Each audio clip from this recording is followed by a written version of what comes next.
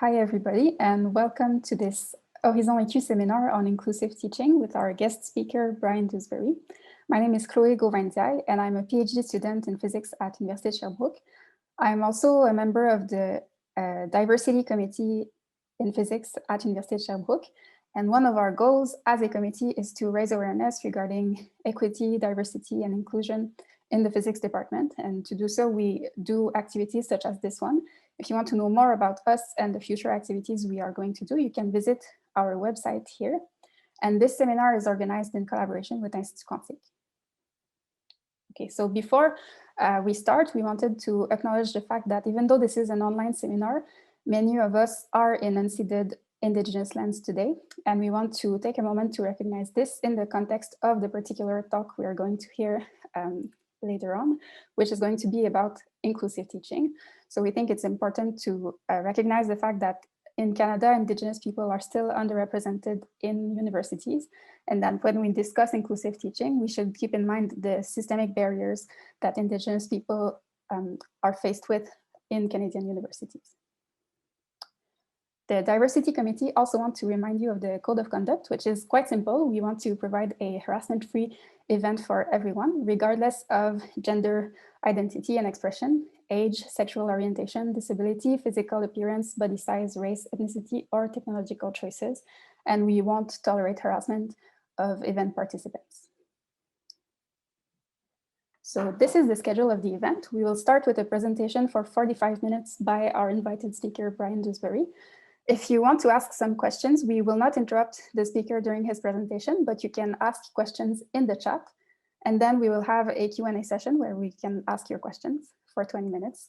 And we will finish with a discussion in breakout rooms. So please note that this part here is going to be recorded so that we can share this video after the activity.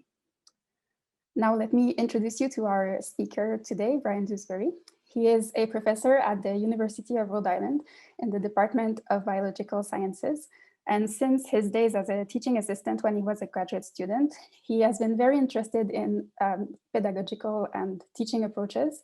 And today he's going to tell us about inclusive teaching and also about his own experience with this. So I'm going to stop sharing my screen now. And Bryan, you can start your presentation. Well, can I? Thanks, Chloe. Thanks for the good introduction. Let me get this show on the road.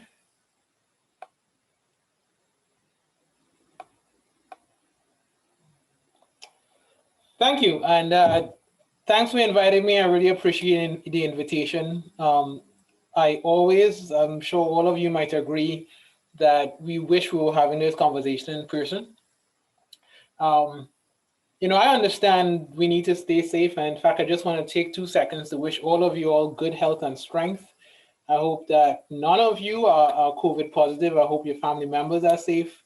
And I hope you continue to make good decisions so that we could get past this very annoying period. And, you know, I teach a lot for a living. I do a lot of research on teaching. I do travel the country when it's not a pandemic to talk about the kinds of work that I do. And, you know, this topic in particular is one where it's just so different when you are in front of people, right? Now, we are going to have a very riveting conversation today. But I do look forward to when we get back in a space when we can do this in person. And when we do, whenever that is, whenever you get back to your classroom, or you get back to your labs, or get back to a situation where you're with your brothers and sisters, do cherish that, because, you know, there's a sense in which during these last 8 months, I think many of us could look back on the pre-pandemic times and know that we may have taken that for granted a bit. I also want to congratulate the committee for having this event, because I could tell you, when I was a grad student back in the late 2000s, this wasn't even a thing people did. I mean, the people did it, but mostly like African American studies grad students or history grad students, but like science grad students were not thinking of putting on events like this, right? So, you know, are we where we want to be? Obviously not. But I think the fact that this is organically led says a lot about where many of us now are thinking in terms of our practice. We know we can no longer dissociate what we do in the classroom, what we do in the research space, from what it means to care about others, what it means to include others, and not only include them, but give them an opportunity to thrive in the scientific environment. I first learned this principle when I was a grad student. What you are looking at is a picture of the first group of students that I've ever taught. I was awful. I didn't know what the hell I was doing. But then again, neither did anybody else. Why? Because grad student TA training was, here's a book with the experiments in it. Don't blow anything up. Good luck. And it wasn't so much, I'm not even really blaming the person who handed me my first lab book. I'm blaming the culture of science in general, which at least at the time, really relegated teaching as something that you just had to do to get a stipend at the end of every month. It was something that anybody could do, so long as you get a PhD in some very narrow area, anybody can go in a class and teach. And even to this day, there are many who don't recognize teaching for what it actually is, a skill, a science, an art form, an activity you have to invest in and really think about with as much sophistication as any other part of your professional life. So when I started teaching these students, we ran through the lab and, we got things done. But, one of the things I think, I was raised to be a fairly social being. I'm the son of a pastor, one of the good ones, all right? I know we have stereotypes for that, but I think kind of being in that environment,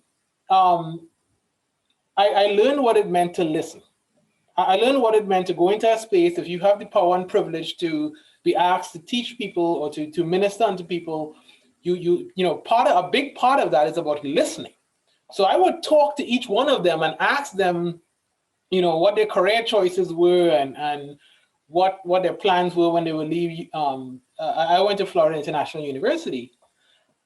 And what I found out from these conversations was they weren't really in the class to learn science. Don't get me wrong. It was a science class and science was taught. But they had their eyes firmly fixed on very specific careers they were going after. So when they were taking an intro bio class, they were seeing their time in that class only as a stepping stone to get to medical school. There was little in the way of, I am learning about something I've never heard about. Let me enjoy this. Let me see what beauty and wonders has to offer. There was none of that. I need to be a doctor, so I need a certain grade in this class. And when I get that grade, we move on.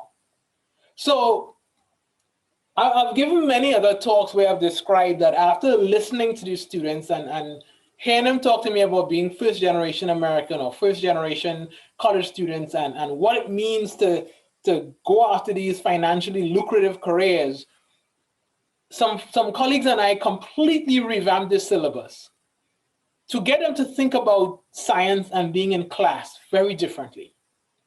And that experience, my friends, is what has informed the way I teach to this very day. If you come to my office right now at the University of Rhode Island, you will see a picture of these very students because they are the ones who remind me what inclusion is. Not any book I read, not any workshop I've been to, they've all been fine. It is the students who reminded me that I teach them, not a subject, I teach them, right? And so inclusion, many people really think about it more in terms of, I need to get more diverse examples in my syllabus. I need to have more Black and brown and Black and indigenous people of color faces on my slides. Representation does matter. But I want to impress upon you today that when we talk about inclusion, we are not simply talking about mixing up the color scheme in your teaching presentation, right? You have to think that teaching is not just about relaying content. Anyone can relay content. Artificial intelligence can relay content. The Khan Academy can relay content. If you think your job is only to repackage what's in the book and go and tell somebody else that, you are a replaceable organism, right? Teaching is about teaching people, it's cultivating students. So you have to be able to look into their eyes and look into their soul and figure out who they are and give them a pathway to rise up. And that's a psychological, it's a sociological, it's a philosophical exercise. And that is not easy, right? So we're not gonna leave this talk after an hour and a half and have it all figured out. But what I hope to do today is give you a little bit of a window into my world and how it has impacted my life and my practice. And hopefully from that, something you hear will either trigger some more questions or set you on your own journey towards inclusive practices. I want to impress upon you that this is not new. All right, STEM education research has this thing where we don't like to read outside our discipline. So then we come up with new stuff and then we act as though, you know, it's the bee's knees, right? It's a new great thing and we're going to publish a bunch of papers on it and it has a name, it's problem-based, it's team-based. Look, I'm not against any of that stuff. I actually use much of those techniques in my classroom. But if you read people like Paulo Freire and John Dewey and Ira Shaw, who have been writing about these things for literally a century, you will find that scholars have been talking about inclusive practices for a long time. We have just ignored it. So this is one of his more recent quotes, but I think it's relevant, where he says that education makes sense because you learn that you can remake yourself. You learn that when you walk into a classroom, when you walk into a campus, when you walk into an educational environment, right? This could be online, this could be face-to-face, this could be informal, an educational environment, you are not just going to be a passive being. You're not just going to receive knowledge and repeat that. You are going to, under the guidance of an expert facilitator, interrogate reality, including your own. So regardless of what the subject matter is, whether it's physics or biology or history, as a practitioner, I urge you to always ask yourself, what is it about your classroom that is forcing students to undergo that remaking or interrogation process? When they leave your class in 15 weeks or however long the semester is, what new thing would they have learned about themselves and the world that's really important and that they couldn't have learned had they not been with you? If they could have gotten all your stuff from Coursera, then there may be some self-reflection that needs to take place on your part. So I try to capture these thoughts in a paper that I wrote almost a couple of years ago now. And, you know, it wasn't to jump on the bandwagon of new term and, you know, new term with all these rules. It's to really focus in on what you see circled in red, which is this notion that the relationships you have between yourself and your students, so your degree of self-awareness and the degree of empathy that you show towards your students, that relationship is what should drive the choices you make in your classroom. See, what we used to have a lot before was this paper came out in this journal and it suggested 10 things to do to make your class active. So I need to make my class active. I'm going to do those 10 things. Problem solved. Or even when I come and give talks like this or give workshops, you know, people ask me straight up, you know, Brian, well, what can I do Monday to make my class inclusive? I was like, Monday's too soon. You need some time. Self-awareness is a process. It's not a checkbox. So, you know, especially for science faculty and people in the scientific field, this is the part where we model that struggle with the most, because so much of what we've done to this point is the antithesis of being aware of self, is the antithesis of getting to know who your students really are. So this paper, and I hope that you get a chance to read it at some point, is really arguing that until we start making this central, we are really missing what it means to be inclusive and what it means to really educate overall. So I'm going to take you on a little bit of a journey in the next half an hour. And that journey is through where I teach, where I teach right now. I teach at University of Rhode Island. It's a large public state school, research one school, 16,000 students. Rhode Island is a small state, although don't tell them I said that. Yeah, it's weird how big they think they are. It's like 1 million people. What are you doing? Anyway, and I like to kind of tell make these points through the lens of my own journey, because I want to emphasize how personal this process has to be. All right. All the self-reflection and all the work you do has to be done in your context. What works for me at University of Rhode Island may not work for you at your institution or the institution you go to next or the one after that. Okay. So I'm going to walk you through what I've done. And hopefully in the process, you see the process and kind of explore what that might look for you when you take on your classrooms. So a little bit more about me. This is, I guess, part of my own self-awareness, which, like I mentioned, is a journey. It's something I'm always reflecting on. I am very much a mixed bag. I am now a citizen of the US, just in case ICE is on the call here. But I was born and raised in the Caribbean. I was born and raised in Trinidad. So if you've been to Toronto, you'll see like a million of us. Mississauga in particular. I migrated to the US in '99 for undergraduate college at a historically Black college in Atlanta, Georgia. And then I did my master's and PhD at Florida International University, which is in Miami, Florida. So I'm in this very weird space with identity, because I think for a long time, I always identified as Trinidadian. I still do, really, but I was a Trinidadian who lives in the US. But now all of a sudden, I've spent more years in the US than I've had in Trinidad. And so your identity ends up in this kind of weird gray space, like not quite American, not as Trinidadian as you used to be.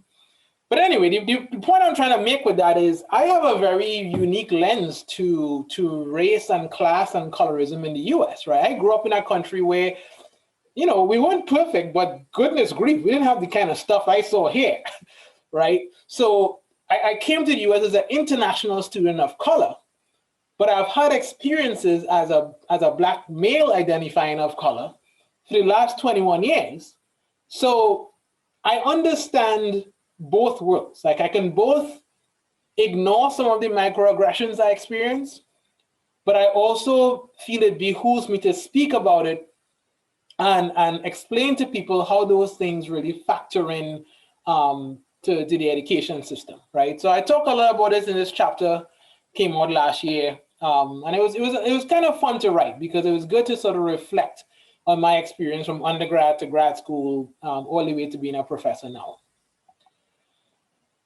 Now,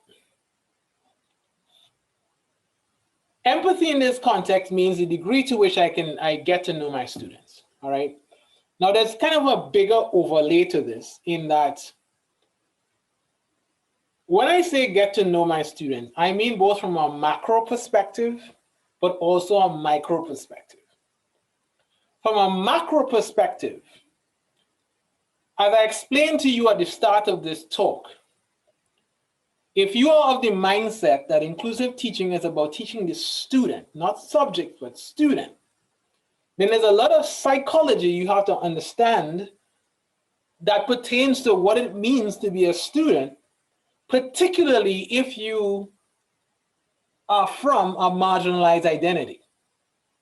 So when you walk into a class and you might be the only Native American student or one of few, or if you grew up in a society where there are certain expectations of you that are negative because of your identity, This is a psychology that is brought to bear in every space that they walk in.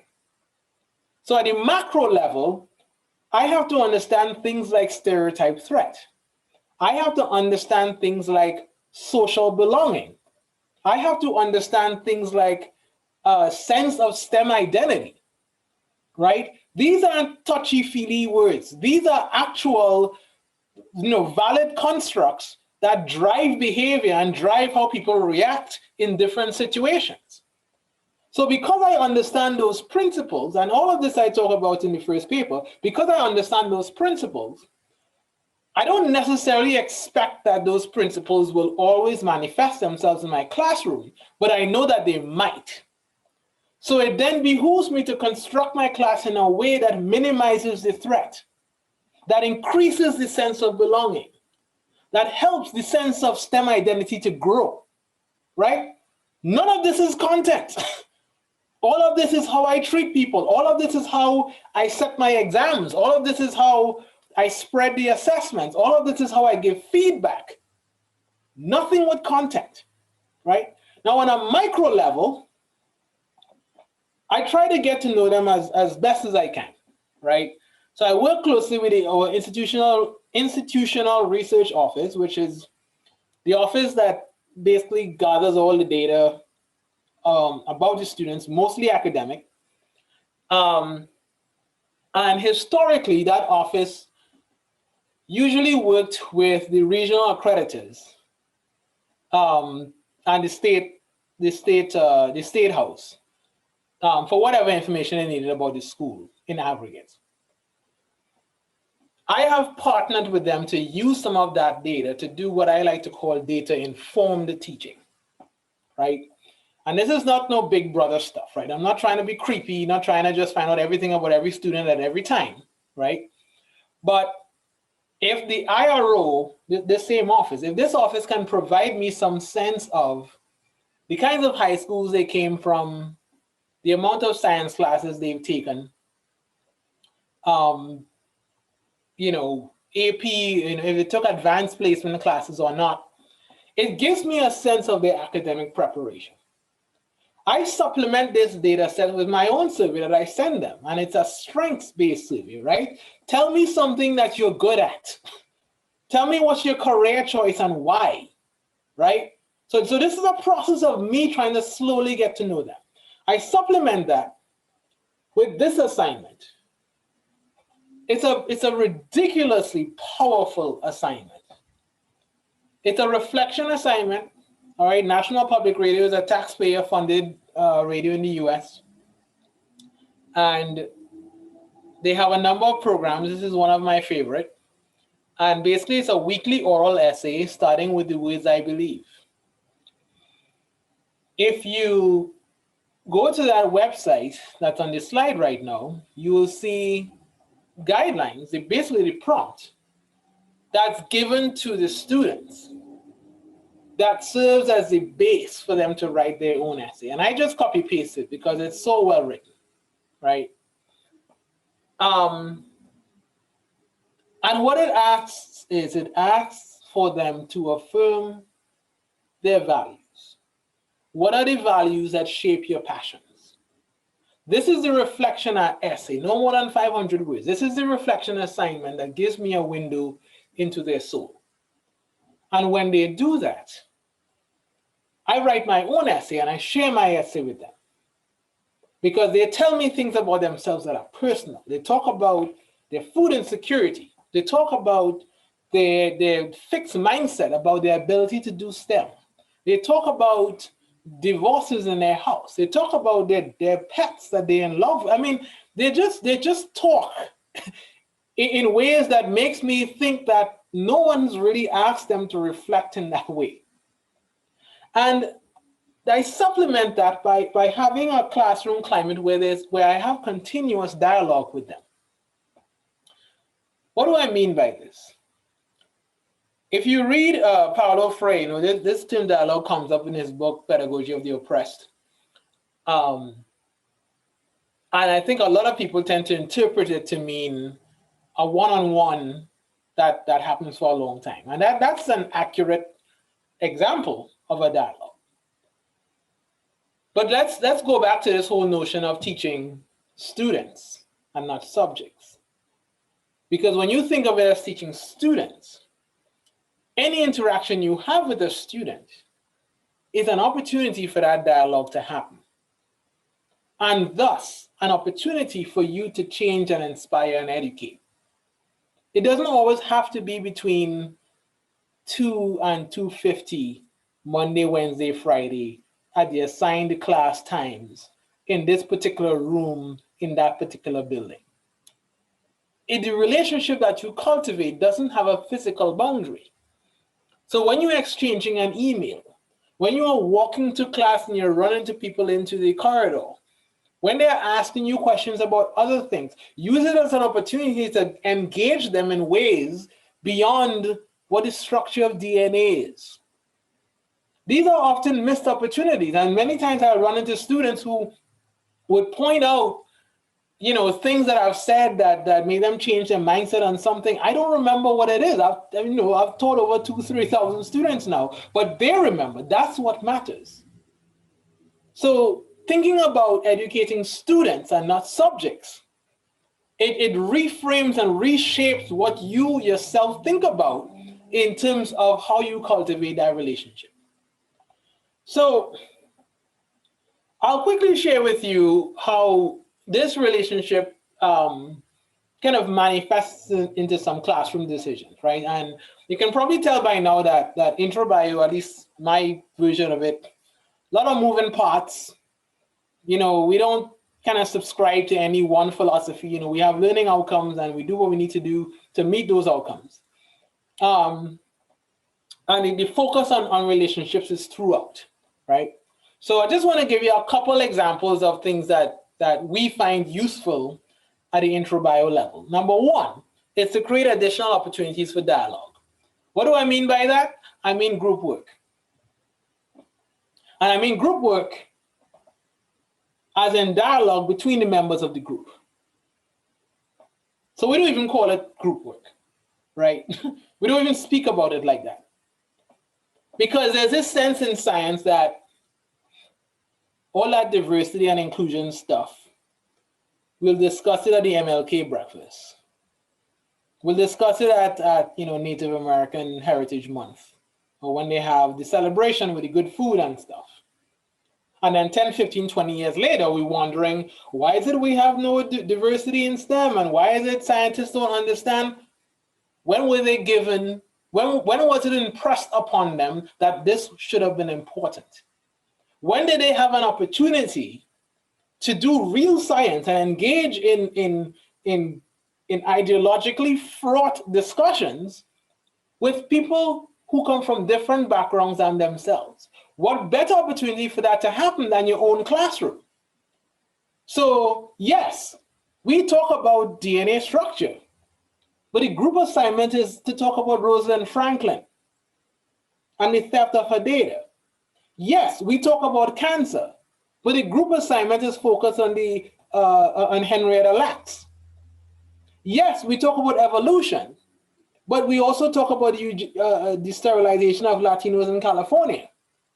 So we fully engage in social issues that science, quite frankly, has abdicated its responsibility on, because that is as much a part of science as anything else. And we give them a format to engage in these conversations. We don't just do it and see what happens. All right, it's as much a part of the class as anything else. The second thing is, we are big on creating a sense of agency. For first-year college students, especially those for whom this is kind of a first-time experience, whether they are first-generation college student or they don't know many people from a STEM environment who look like them, it is important that the experience in the class is one of agency. And that means you are not going to multiple choice your way to a grade in this class. It is so easy, and I know, because I was that too, right? Teachers in front explaining, and you nod them along. And they look at you, you understand? Yeah, I understand. And so I always like to do this thing when they come to my office and you know, they want a re-explanation of something or whatever. And it's like, all right, I'll go it over. And at the end, I will always say, well, do you understand? And, oh, yeah, I think I get it now. Okay, explain it back to me. Well, see, the thing is, I'm not going to examine you on your ability to listen or to nod. I'm going to examine you on your ability to articulate clearly a scientific concept. So if I am not giving you formative experiences in the classroom and doing that, then you can easily find a way to ABCD your way to a grade, but that doesn't tell me that you actually know it. So when you study and when you, and this is not just, this is a philosophy I tell them, this is life, man. If you really want to know something, that is the bar you have to set for yourself, right? You can easily read a news article or see a commercial and kind of skim the keywords, and your brain does that illusion of mastery thing. Until you can explain that to somebody else, then you don't know it yet, right? So it's about metacognition, right? As a kind of a neurobehavioral concept, but then it's also about being in charge of that, right? Because when you can teach it to somebody else, you can take questions. You can ask questions yourself that you can't ask if all you're doing is memorizing. The last thing I'll mention is what I call in the paper network leverage. And I mean, I'm really referring to, in this context, the bureaucracy that is higher ed, at least in the US. And I know some similarities in Canada. I've spoken to some people about this, where, you know, we build and we build and we build and we build, and, you know, we started off small and we become this big sprawling campus, and we have all these services, and, you know, we educate, but we do research, and we have sports teams, and we have a private investment fund, like whatever, I don't know. It gets kind of crazy after a while. But I think for a student coming onto campus, sometimes we assume that they can all just self-navigate to everywhere on campus and know exactly what each office does, and don't realize how clunky our operations can be. And I remember I ran a workshop a few months ago with faculty members from different universities, and I asked them to go to their university's website, think of a service that a student might need, and navigate their website to see where on the website they will get that service. And they were amazed, amazed. Links that were broken, acronyms that nobody knows what it means, like 3 offices that apparently do the same thing, but they swear they're different. Like, I mean, so you imagine you're 18 years old and everyone's just kind of shuffling you around. Like, so, you know, when you're thinking, again, of educating students and not subjects, and you really kind of put your mind and empathize with how that student is seeing that monstrosity, you'll quickly realize how so many, especially the ones who don't have the social capital to break through the muck, you can quickly see how so many of them either don't stick around or they just stick around and do the barest minimum because they haven't been taught to navigate that, right? When I was, you know, in college, I mean, I will confess to you, I almost lost my scholarship because of physics. And yeah, I ended up with a C+, so, you know, I guess I kind of passed. But I remember asking my parents, you know, and my mom was like, you know, you gave it a try, right? My parents didn't go to college, right? But I know if my son, you know, I have 2 sons, but if any of them go to college and does physics and is getting on a way to a C-, I know exactly what to tell them, right? I can give them that capital, right, that I couldn't get. So when I design intro bio, I bring these services to bear in the classroom, right? I bring the tutoring center in class. I put the link to join study groups on my syllabus. I have my office hours in the dorms. So they're not walking across campus to my office. I'm in the basement of the dorms. We get 30, 40 students a week, right? You know, all the early alert services that deal with distressed students, they come to class and talk about their services. So we sort of shrink the environment so it doesn't feel as overwhelming, right? So when I started in 2014, there were 3 sections of this class, and you have to get a C or above to go on to the second semester. So below that is considered an unproductive grade, right? Students who identified as from marginalized backgrounds were getting unproductive grades 2-3 times the rate, of white identified students. In our first semester, we were section 4. We were just as awful, if not worse. All right. One of the biggest, we did a number of things to transform that class. One of the biggest things we did, which is hopefully a big take-home message for you here, is we cut content.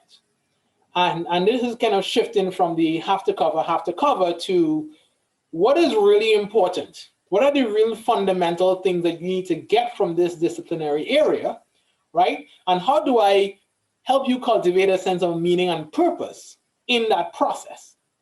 And by the next year, we not only wiped out any gaps between those students and their white counterparts, but the overall DFW, the sort of failure rate or unproductive rate for the class, under 10%, remained that since then. All right.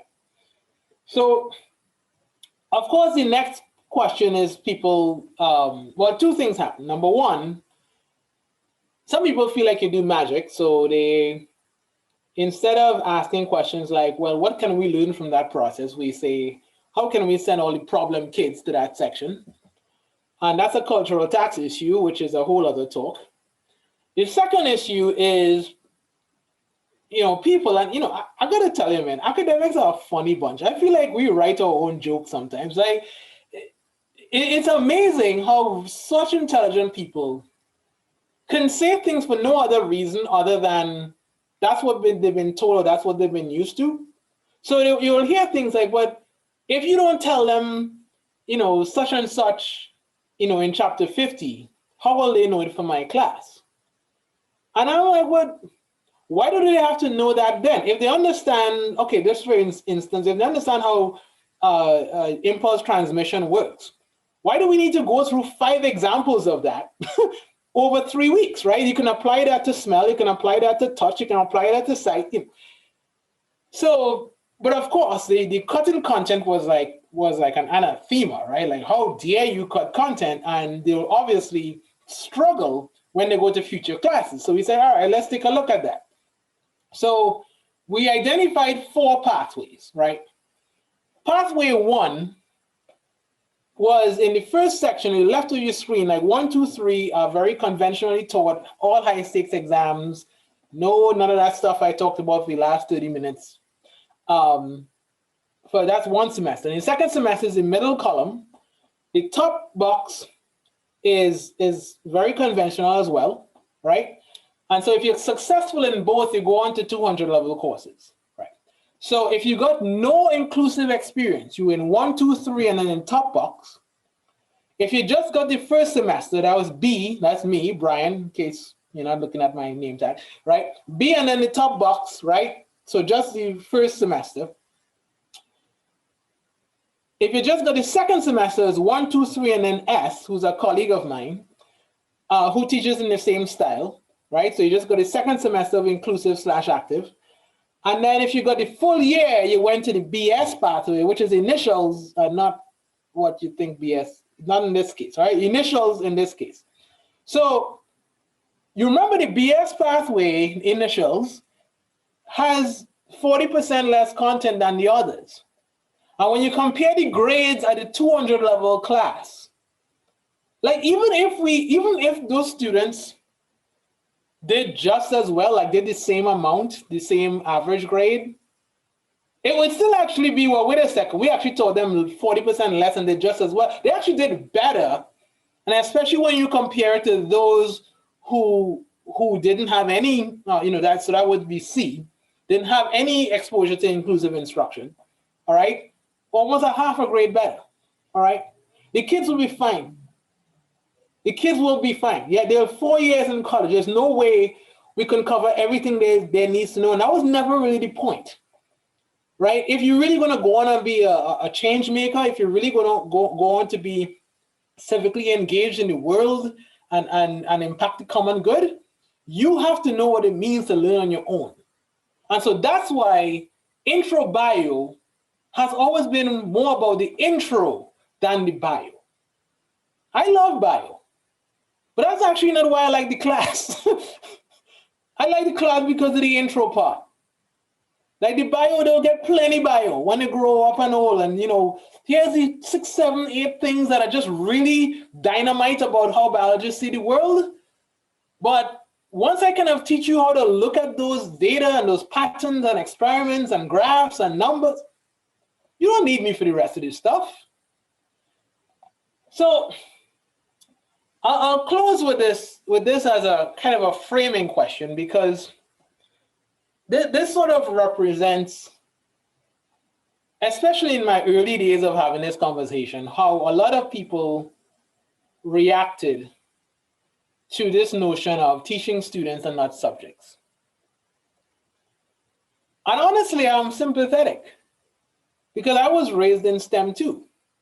I had a PI, I was in a STEM department. I went to the conferences and I saw how the system worked.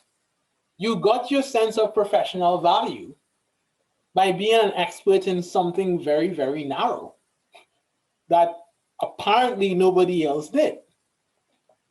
And so when if you got a faculty position, first of all, how you get trained for 6 years to pipette and run Western blots, or, you know, in my case, scuba diving and run samples, and then get a job where you have to manage people and manage grants and teach, you know, anyway, that's a whole other mess. But one of the things, of course, you did when you became a faculty member was teach, right? And so for years and years and years in science, we chugged along with this notion that all I need to be good at this is to have a PhD in this.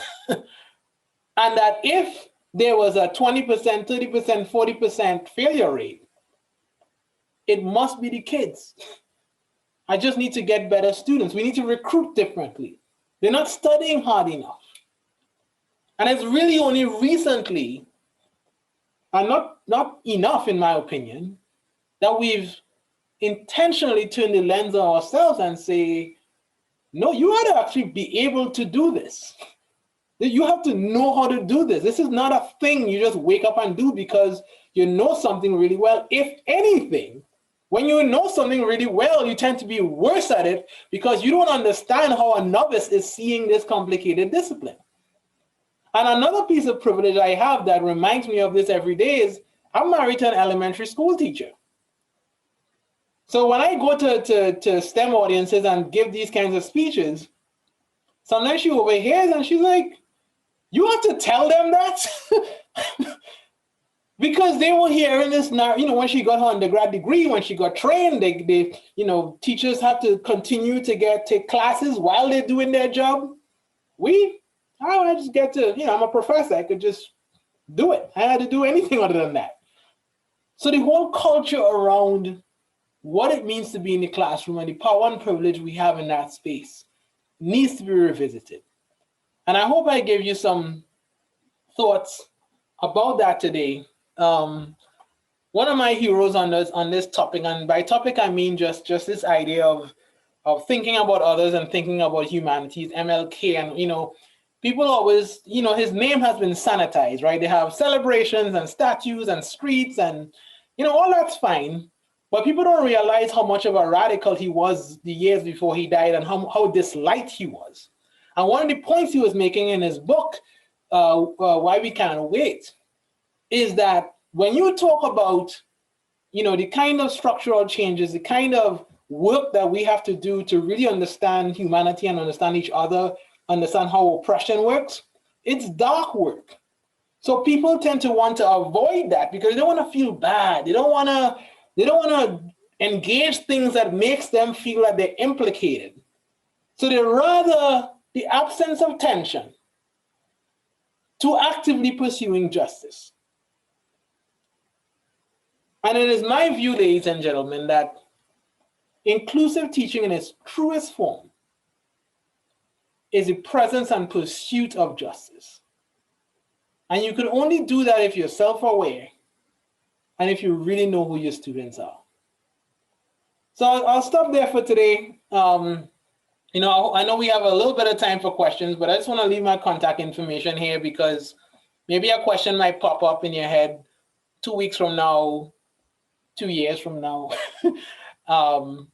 And, you know, if it does, man, shoot me an email, right? I hope this is not the end of our relationship, that whatever your context may be, that you are constantly engaging and thinking about these issues. But again, I want to thank you. I want to thank the committee. And yeah, I'll take any questions if you have it. Thank you very much for this very inspiring talk. So I'm sure people have a lot of questions. So I will let my colleague Marie-Ève Boulanger and also Joël Fréchette-Bien be the moderators for this Q&A session. Okay, thank you, Chloe. And thank you, Brian, for this really nice presentation. I really enjoyed it. So just have a reminder. So if you have any question on the Zoom screen, there's a participant button and you can use the option raise your hand. And if you do so, I will tell you then to unmute yourself and ask your question. And another alternative to ask your questions is by using the chat. So you can just write your question in the chat box. So don't be shy, there's all the questions are accepted. And so we have our first question by Jean Bibot. So please, could you unmute yourself and ask your question? 1, 2, 1, 2. Yes. First of all, thanks for the organizers. This was fabulous. Brian, you made me feel like in a gospel church. I wanted to praise the Lord and amen. So thanks for the energy. I should pass an offering plate around. Should I just? Fabulous energy. Really love it. My question is, what are the greatest barriers, because you're obviously working in an institution, what are the greatest barriers to this this pilgrimage, I might call it this way, or your quest into changing a few things? So what have been your greatest barriers, and how did you find means or ways to encompass them or maybe have them work with you? Do you mean barriers to my own practice or just more systemic change in general? The second, the latter. Latter. Wow, that's a good question. So I think there's a few. And it's a good question because for those of you who might, who see yourself, envision yourself being involved in systemic change, I think it's important to recognize, what the barriers can be. Because in recognizing it in advance, you cannot feel necessarily defeated when they pop up, right? One thing, you really have to have a lot of patience because sometimes, in fact, many times people they don't know what they don't know. And a lot of the defensiveness and reactions to you sometimes comes from a place of professional fear versus any actual disagreement with you, right? So to answer your question directly, Jean, number one, at least at research-intensive universities, there's a culture of, what's the word I'm looking for? I think teaching is yet to be fully viewed as a scholarly activity. There's language that is beginning to suggest that it is recognized in that way in some quarters, but I am not yet seeing that language being reflected in things like salaries, in things like political power, in things like a tenure system for teachers, in things like how you hire, what you demand at the point of hiring for people who are going to be lecturers in the classroom, for things like how they are continuously supported, right? So I think a barrier is people don't quite fully understand what that might even look like. I think they perhaps want to, but how to turn that desire into actual policy and expenditure is something that I think they might need some guidance, from people like myself with. Number two, with inclusive teaching, and I could just even use, where I work as an example. If you really are going to get to know students, you kind of get exposed to things that you probably hadn't considered in the past, right? So for example, a lot of these students of color who come to URI come from the city of Providence, which is the capital. Providence has a long history of redlining, which was a process that started in the 1920s in the US, where the federal government color-coded neighborhoods and denied neighborhoods that were Black and Hispanic loans to buy houses. So after the Great Depression, the government gave low interest or no interest loans to Americans to buy houses, and they denied people of color those same loans. So one part of America got all this equity to build generational wealth, and this part of America didn't. That was a legal practice for 4 decades, right? Until the Housing Act of the 60s. It continued to happen unofficially until at least the 80s or 90s. In fact, Providence settled a lawsuit, a redlining lawsuit with a local bank in 2014. So this means that there are students who are coming into my classroom who live in neighborhoods that were structurally segregated. But a lot of people don't know that. So when you talk about barriers, there's a sort of an information barrier where you have to actually kind of walk through people or down a course of study to get to understand the full social ecosystem around from which their students come from. And all of these things take time. Some of these things elicit defensiveness. Some of these things elicit a bit of shame and embarrassment because they had no idea. But it all takes a lot of time. The last quick thing I would answer to your question, Joy, is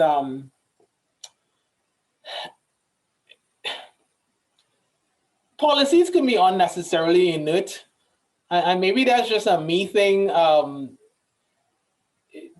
It's amazing how much paperwork and how much meetings and how much minutes need to be kept to make simple changes to simple things, even if those things are obviously ridiculous. And so just things that allow for the simplification of bureaucracy can really go a long way. And I'm speaking specifically now to how teaching is evaluated right now. So right now it's really not evaluated. Everybody self-reports and they use student evals, which has a host of issues. But it's not a structure that allows for self-growth or peer observation or collegial culture. But it could easily be fixed, if there wasn't like 5 parties that had to be satisfied at the same time, right? So anyway, I don't know what your context is where you are, but those are the barriers that I've faced. Thank you, Jean, for your question. So the next question is from Louis Taillefer. Wow, well, this was a really wonderful talk, extremely inspiring. Thank you very much for that.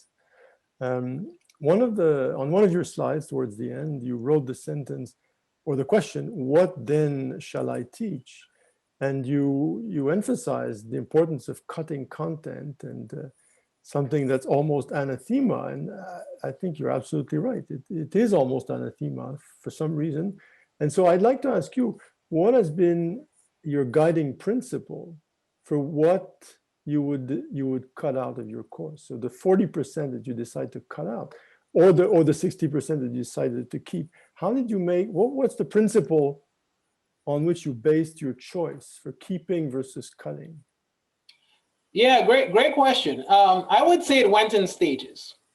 At the beginning, there were some pretty obvious things that was easy to go, right? And it was one of those kind of conversations where you feel like you're being gaslit, because people would argue, no, but we have to cover up until this particular chapter. But then the very next sentence, they would say, yeah, but then every semester we never get to it. I'm like, what? Clearly you don't have to. Anyway, so there were some things, at least in intro bio, that were clearly repetitive. And I'm speaking in this case of impulse transmission. So that actually gave us back a week and a half without having to repeat the same thing. There was also, because there wasn't a lot of crosstalk between classes, there were things that were being taught in multiple classes or taught in a redundant way or not really vertically aligned to the upper division classes that nobody realized because nobody was really having the conversation. So once those conversations began, we began to realize, okay, well, maybe we can cut down on evolution a little bit in the first semester because they get into it in a much deeper way in the second semester, right? So that opens up the door a bit more. The third thing, and this is the hardest step, is a couple of colleagues and I really had to ask our department as a collective. When a student leaves our department as a biology major, who do we want them to be? Because without that framing question, what was happening is everybody with a PhD was teaching their specialty, and the curriculum ended up being this sort of smattering of good courses, but with no clear narrative of what it means, heavily organismal because most of the departments are organismal, and no idea of like, well, what are the skills they're supposed to get and things like that. So what that conversation drove was, wow, we actually are not doing a whole lot of quantitative skills. We're actually not doing a lot of experimental design. They're getting to be juniors and they can't read a graph. They actually haven't read a peer-reviewed paper for the first 2 years as a biology major, right? So once you start seeing those gaps, I started to emphasize more of those things in intro bio, right? And flip some of the content out. So for example, in this semester, well, I started last year, but I continue this year, there is no multiple choice. All the answers are short answer questions because they were actually getting no experience in doing any kind of science communication or articulation until their sophomore year. And the exams are open book. So now when you read the textbook, you're not thinking to yourself, what do I need to memorize? You're thinking, how am I going to use this information to solve a problem? So the in-class part now becomes a way to focus. Look, man, you don't have to memorize the 20 amino acids. There's no point to do that, right? But if I give you a solution, you should be able to tell me how it might behave. Now you have to understand chemistry to do that. So the repetition got cut. We also cut a lot of the physiology because that's also done in a separate class, and we wanted to focus on process and skills and not just kind of examples of the same thing. And then lastly, we wanted to tie a lot of the bio content to their quantitative classes. So topics that can allow them to do more math, like osmosis and Hardy-Weinberg and things like that. We try to focus more on those topics and left the others for genetics. So it's been great. Okay, thank you. Welcome. All right, so we have a question in chat from Michelle Cote. So are there any tools or advice to practice involved or inclusive teaching in COVID time when we teach with Zoom? COVID time. Yeah, it's one thing I will say is because we had an inclusive structure in place, the COVID transition wasn't as difficult as it was, I think, for a lot of classes. So just for example, I think I mentioned in the talk that I send a survey out just to get some background about themselves and things they're interested in. This year, we asked a question about bandwidth, about what your internet situation is at home, right? So that allowed us to be ready for students who needed to be at home, but may not have access to the kind of high-speed Wi-Fi to be on Zoom for 8 straight classes, right?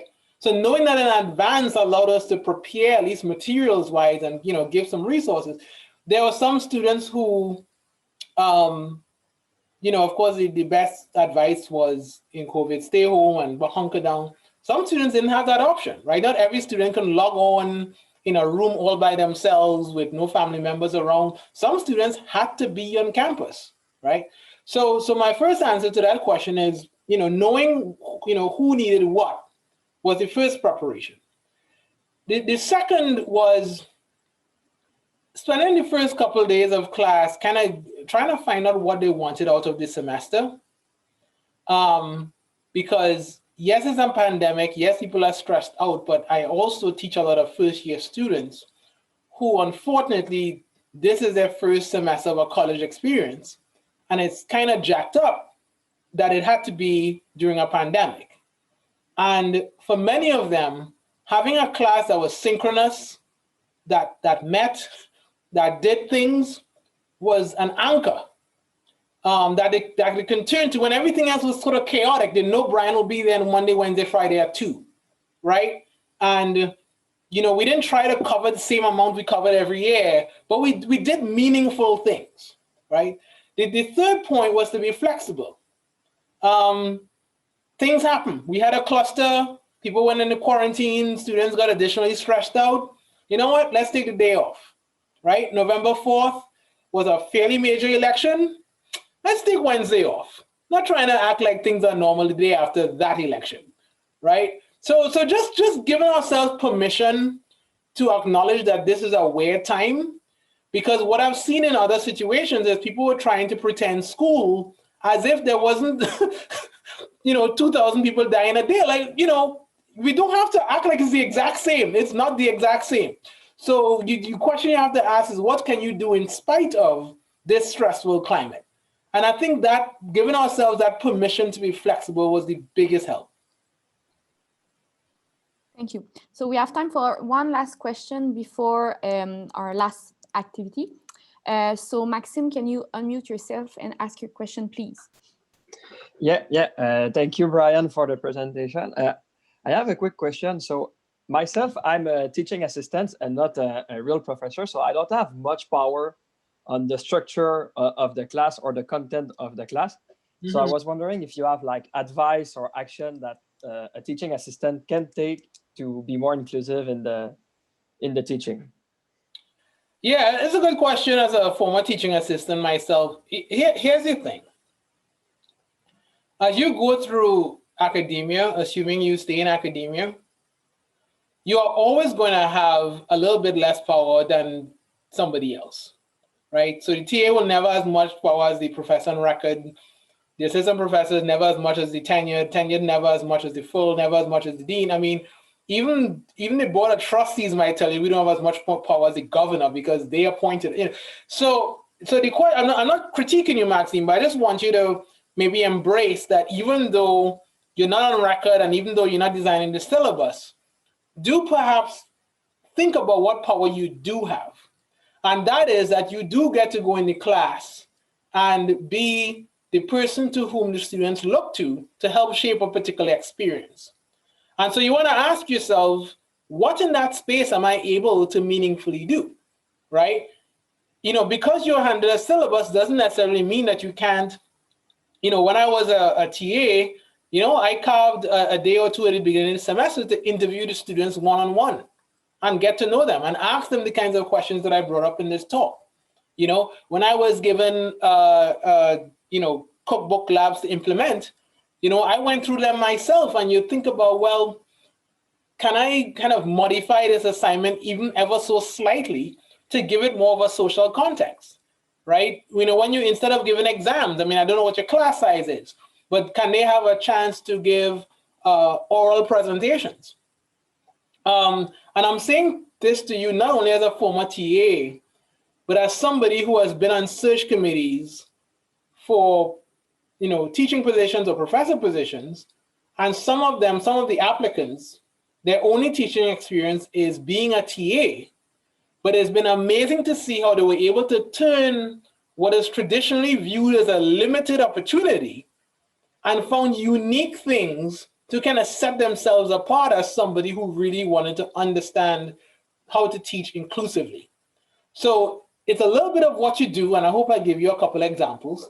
But then there's also a little bit about how you are willing to self-educate, right? So think about reading books like Teaching to Transgress by Bell Hooks, or Becoming a Critically Reflective Teacher by Stephen Brookfield. All these are great things that can inform not just your practice now, but whenever it is you do become the instructor on record. So I hope that's a little bit helpful. Thank you. Thank you for the question, and thank you, Bryan. So Bryan will be available after the second part. So if anyone has more questions or want to speak in more informal way. Now I'll let Chloe explain to you all the next activity. Okay, so now we will go into some breakout rooms. So you will be with a smaller group of people, and you will also be with a moderator who is going to ask you some questions that you will be able to discuss with your teams. And once the whole event is over, we are going to gather all the notes that the moderators will take during the breakout rooms. And we will do some documents that we will be able to send out to you so that you can see what are the discussions that happened in the other breakout rooms. And we will also send you more resources on inclusive teaching so that you can keep on reading and learning about this. So yes, we will see you back here after this activity. But I hope you had nice discussions in your groups. And as I said, we are going to send you some summaries of everything that happened in the different groups. We hope you enjoyed this presentation and all the discussions, and we are very happy that you came to our activity. And I want to thank again Bryan for the very interesting talk. And also I want to thank all of the moderators for their good job in the discussions. Well, I hope it was a good job. And also thank Carl Thibault and the Institut Quantique for their help in organizing this seminar. So thank you, everyone, and we hope to see you in our next activity in 2021. Have a nice day. Thank you. Have a great. Thank you, Bryan. Thank you, Bryan. Thank Thank you. Chloé, Thank you, Marie. everyone. Thank you. To see you all in. Bye, everyone. Merci à tous. Bye bye. Thank you, Chloé.